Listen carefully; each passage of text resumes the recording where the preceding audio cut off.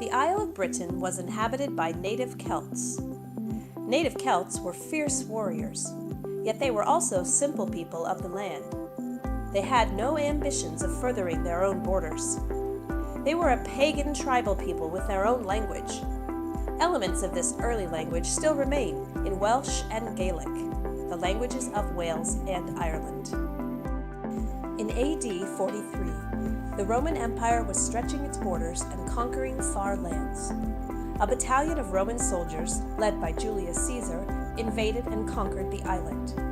They pushed back the Celts into the farthest reaches of Wales, Ireland, and Scotland, and established a colony called Britannia. In their ships, Julius Caesar led the troops up the Thames River and formed a military encampment which they called Londinium. This encampment became the city of London.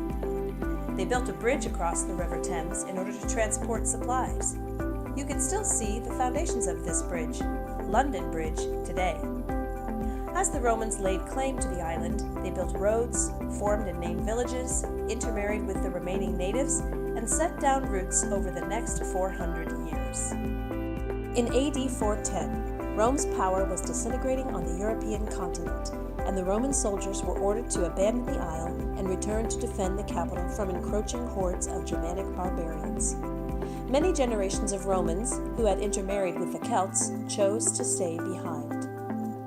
During these approximately 400 years, the language of pre-English germinated as a mixture of Celtic and Latin. Very few words from this time period have been retained in English, but a few examples of Celtic are flannel, basket, craig, nook, and ass. And an example from early Latin, Saturday, named for the Roman god Saturn. There is no recorded literature from this time period. Shortly after, the Isle was again invaded, but this time by Germanic tribes from northern Europe, Anglos, Saxons, and Jutes, with a couple of Frisians tossed in for good measure. Next time, we will discuss the Anglo-Saxons and their contribution to the English language.